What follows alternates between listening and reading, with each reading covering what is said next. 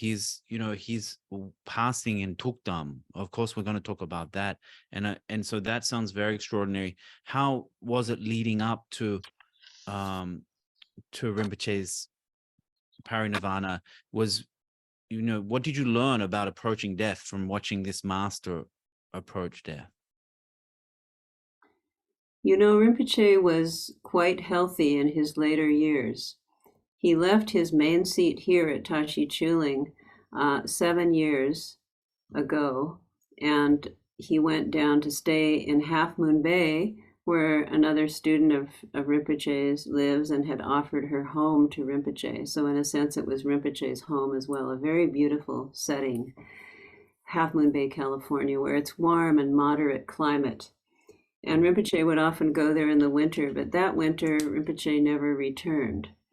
And I think it's just because Rinpoche was quite elderly. When we think about it, he was just like 90, 91 when he left here. It never really dawned on us that he was that old, because he never seemed that old. It was more like late 70s. Yeah. And so we just forgot that he was born in 1925. But at any rate, he was there, and he was very healthy and happy there. Every day he would say, "This is my Pure Land. Look out the window," and he would give teachings. And Rinpoche was so content there. And so he lived very long and happily. And there were a small group of us who would attend to Rinpoche. After a while, many of the students were no longer allowed to come except for special situations, because Rinpoche basically just said, "I'm done, I'm retired, I want to be left alone." And so we had to honor that. Yeah. I was always drawn because I just always wanted the other students to have a chance to come and be with their guru. And it was really hard for me to, see it come down that they were unable to do that. That there were a few who were, but many, many who were not. But I understand, it was to honor Rinpoche's wish.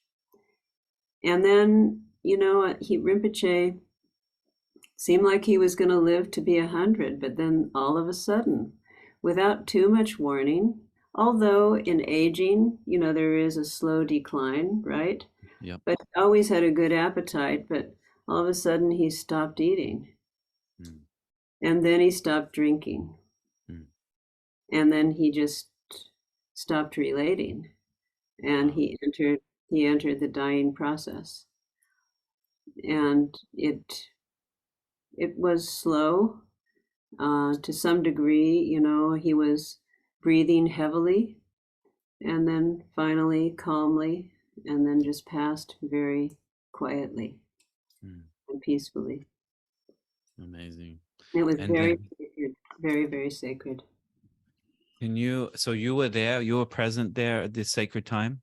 Yes. Wow. And can you tell us a little bit about how, in Tibetan Buddhism, the dying process is understood, and then, for great masters, what are they said to be doing at this time?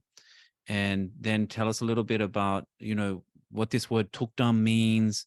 And if you would share a little bit about Rinpoche's Thukdam, that would be, amazing for us. Yes, the word Thukdam, Thuk is honorific for mind. So we can translate that as enlightened mind.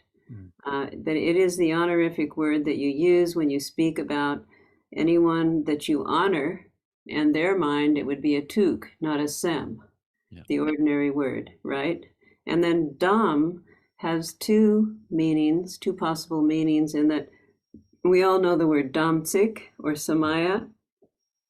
So maybe that's translated as words of honor, to honor or to hold something sacred because it's worthy of being preserved. And so when Thukdam comes together in this context, that's the meaning of those two syllables. But when it comes together in this context, you have Dam is more of it's not really a commitment or a promise so much at that time as it is resting in the sacred nature of who you are. And there can be Thukdam la shuk, resting in the Thukdam, and then there's Thukdam le drol, being released from the Thukdam. So resting in the Thukdam will occur for a master that we believe, male or female, any master who has realization when they die. When the process of death, as long as you're still in the corporeal body, that process of dissolution happens for any human being, whether they're a great master or not. So Rinpoche went through that. He went through the struggle of what happens there. Dying must not be easy or fun. Let's not kid ourselves. Even if you're a guru, it's the same. It's the corporeal body. Then Rinpoche finally was released from the corporeal body. In the precious jewel treasure of the Dharma Dhatu, Omniscient Longchenpa's most important treatise, it gives the metaphor of the Garuda chick encased in the shell. And of all the birds, the Garuda chick develops their wing in the shell, fully developed. There's no other bird that has this capacity. So this fully developed chick, as soon as the shell cracks open, as soon as it's rent open, then the chick soars into the sky immediately. So that's the metaphor for the master who at the moment of death, at that moment, enters Thukdam. And they are no longer affected by the corporeal body because they have been pronounced dead. They're no longer breathing. But the inner breath, the Rigpa, this pristine consciousness, pristine mind, primordial consciousness, is still present. It's present because that is the sacred aspect of their mind, which is resting in Dharmakaya, the clear light of the moment of death. So that's how I could explain Thukdam beginning, Thukdam la shuk. Thukdam, then, how long does it last? There's a traditional way of explaining that, and then there's the spontaneous way that it may occur, right? Gyaltrul Rinpoche's entire experience was not that traditional as we know it, because usually it's taught that a Thukdam may last 3 days, it may last as long as a week, in some cases 13 days, Dujam Rinpoche 16 days. So when you say last, it means Thukdam la shuk, resting in Thukdam. But when it's over, then it's called Thukdam le drol, set free from Thukdam. And that's when, the head of that master may just drop if they're seated in meditation. The white and red bodhicitta nectars that were received from the parents at the time of conception drip down from the nose. And it is clear that the inner presence is no longer there. It has now dissolved completely into the Dharmakaya, into the Dhatu, the ground of reality, and whatever the unobstructed power of that dynamic presence is going to be from that point, it's not the same as it was when that enlightened being or that master was in the corporeal body that they just left. It's the same continuum, but there'll be another way that the naked eye would be able to receive that manifestation. So Gyaltrul Rinpoche, there was a lot going on because of the anticipation that you have here in the West. It's not the same, for instance, if Rinpoche had passed in Asia. So there are a lot of factors that come into play. And we had done some astrological checking and had certain dates in mind for the sea burial. And so there was a group of close attendants making the decisions. And then there's one Lama that Gyaltrul Rinpoche has designated that when he passed, we would consult with him and he would be the final word. And that's Lama Sonam Sering of Pema Osaling, also a disciple of Dujam Rinpoche. And it was decided in the beginning that even though Rinpoche was clearly showing the signs of still being in Thukdam, that Rinpoche should be brought to his seat in Tashi Chuling, so that there'd be enough time for Rinpoche to be at Tashi Chuling before bringing Rinpoche back to his other main center in Alameda called Organ Dorje Den, and then before the sea burial, which was about 10 days later, already predetermined. And so, in a sense, we were kind of rushing, but Rinpoche changed all of that. How did Rinpoche change all of that? It seemed Rinpoche did not complete his Thukdam. And so there's no way we were going to offer Rinpoche to the ocean when Rinpoche was still with us, fresh. So it was just under 4 weeks that it seemed Rinpoche was still with us. Wow. Rinpoche was fresh. Yeah, it was really, really very, very amazing. I think I wrote down just the different signs. Rinpoche's body didn't decay. There was no smell. Rinpoche's body was flexible and pliable. It appeared lifelike. And so for almost a month, it was like that. And then it changed. No, please continue.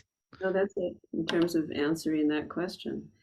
Well, I was just wanting to ask, 4 weeks, this seems like unheard of. This is the Thukdam Lashuk. Rinpoche was there for nearly a month.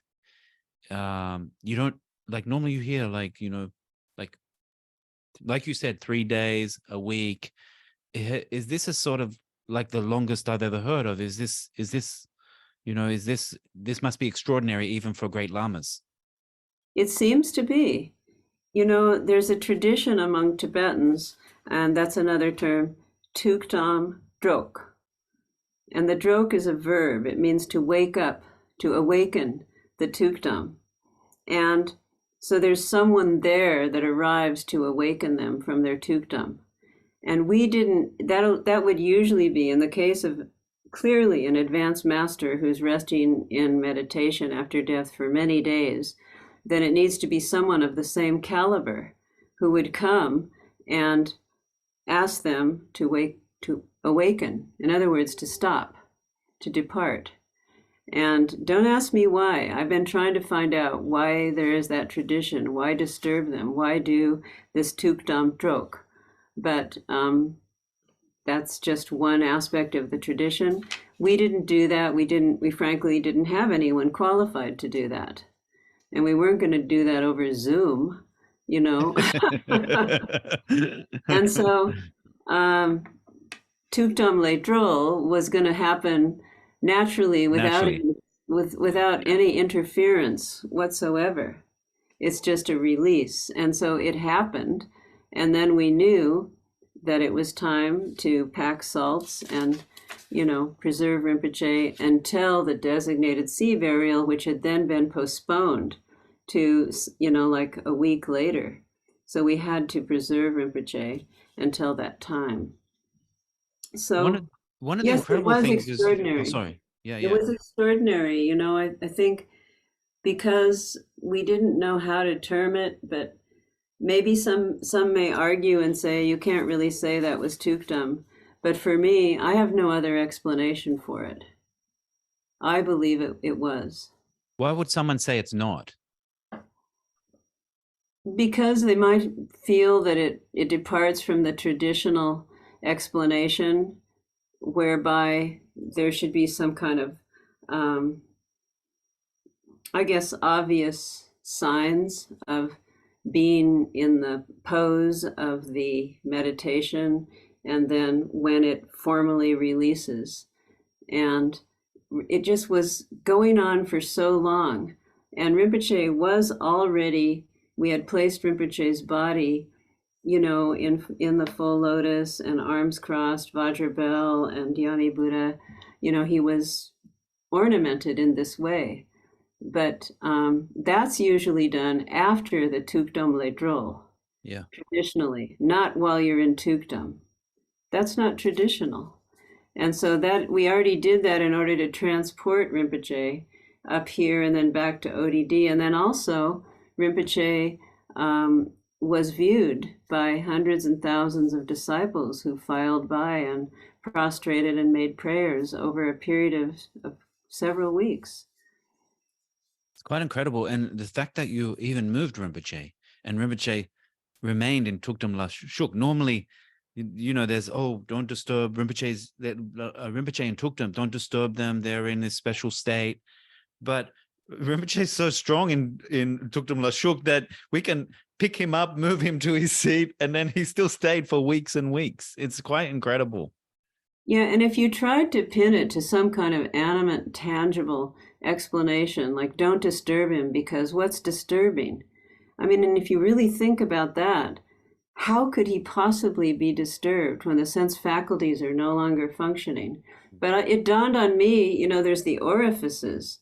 We didn't block the orifices in order to seal off what might be a smell or anything like that. And Rinpoche was in the car, and the body was moving with the motion of the car for hours, and still nothing changed. He was not disturbed. And so it just goes to show you that really this notion, this traditional notion that you have to be so quiet and so careful, of course that's because you're respecting the sacred aura of the situation, but it made no difference. He's not in an ordinary state of mind. He's in a state of awakened awareness, and it transcends those kind of limitations and concepts. This was very clear. And so from a tantric under point of view, what happens at the point of death, at the time of death, is the winds, all the subtle winds dissolve into the heart chakra, into the indestructible drop, and then stay there, right? Is that the similar understanding from a Dzogchen perspective? Is that similar to what Dzogchen Rinpoche might understand the death process to be, or is it something different to that, something more? Well, that's quite a question. I do have some training in the Gelu tradition explanation of the process of dying. So that's also what you're referring to, the Mishik Betikle, the indestructible drop. In Dzogchen, it's not necessarily referred to in the same way, but it is, the main reference is that there's the dissolution of the elements finally into consciousness. And then there's the dissolution of consciousness into space. And it's at that point where consciousness and space, or dhatu, not ordinary space, but the original ground, are one and the same. There's no separation. And that's where the Thukdam is taking place, because that is a return to the ground of original purity, which actually Rigpa never has departed from. Yeah. And so it's just easy for a master who's familiar with Rigpa at the time of the path to just go right back into the mother. The mother, we can also call it child luminosity dissolves into mother luminosity. And that's the luminosity of death, according to Dzogchen. But it's when space dissolves into clear light that the Dharmata bardo begins to dawn. And then that's another explanation. And so then Rinpoche was staying in this state of Thukdam where the consciousness has dissolved into space, into the Dhatu. What's the benefit for staying so long in this? Like, what's the role of Thukdam for a guru or for their students? What is the role of this state? You know, I felt like and this is my phenomena, but many of Rinpoche's students have also conferred that in his life, Rinpoche downplayed himself continuously. And, you know, he would start off his teachings by calling himself a stupid idiot and things like that. I'm not kidding you.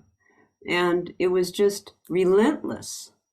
And, you know, clearly Rinpoche was a gifted, authentic tulku from the old tradition. He carried the blessings of having studied with fully enlightened masters in Tibet. And so, you know, we knew that that wasn't true, but he just insisted on showing this humility.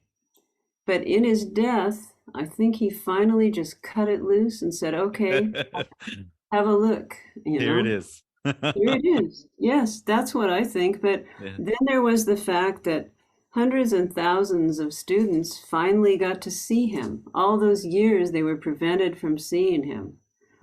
And so they got to not only see him, but practice in the shrine room with Rinpoche.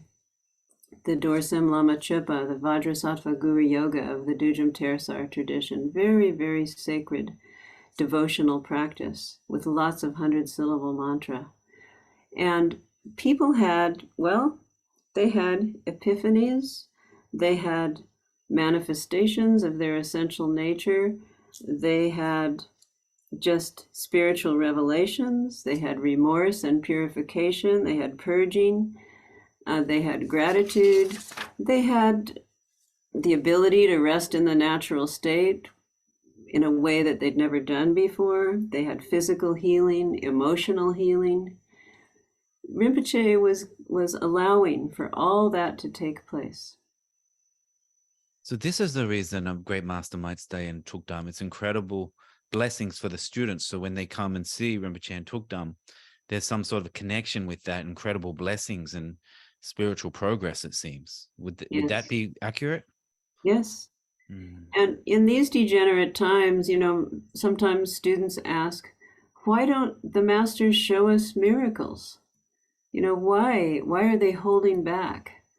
It's the karma of the interconnectedness of you know, the depth of these difficult times. There's too much doubt, you know, and there's too much exaggeration, and there's too many qualities that are not virtuous and harmonious in order to be able to do that directly while you're alive. And so for whatever reason, also there's the lack of merit. That's probably the main reason.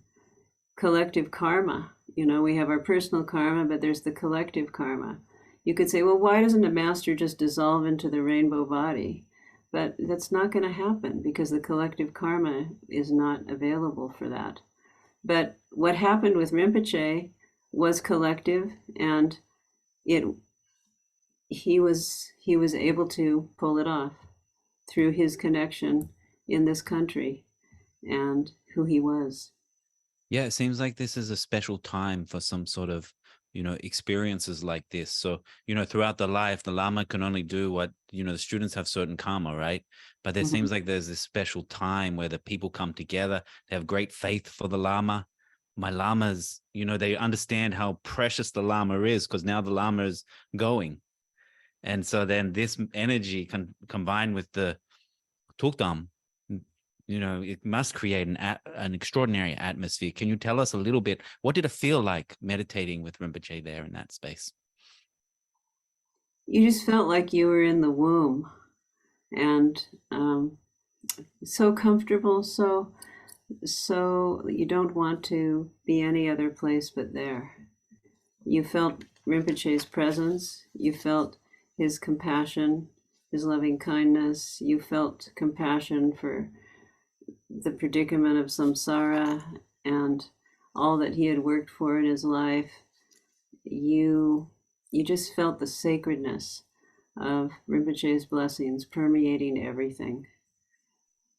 Sacredness, I love that. That gives us a taste.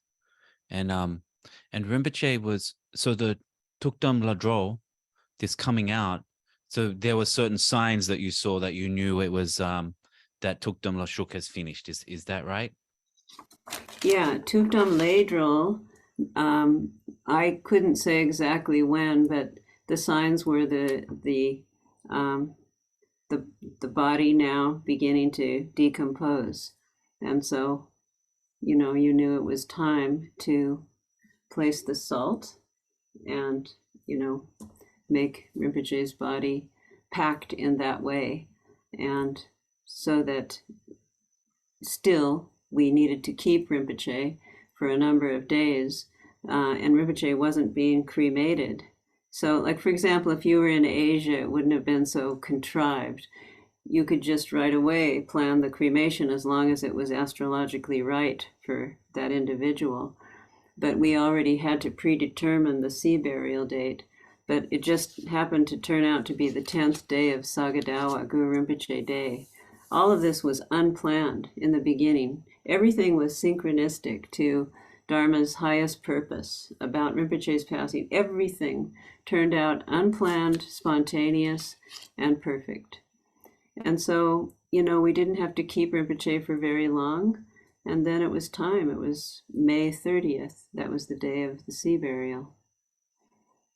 And so this was Rinpoche's wish. This is, again, unconventional, right? I don't know that I've heard of this. Obviously in Tibet, they didn't have big oceans to do this. So this was Rinpoche had this idea that this is what he wanted, or how did that come about? That there was no cremation, that Rinpoche was, given to the ocean, full body, basically, right? Can you tell us about how that came about? Yeah, I have the document here of Rinpoche's disposition of full body human remains at sea, is what it's called. And Rinpoche had been starting to speak about what Rinpoche wanted to have happen at his passing many years before he passed.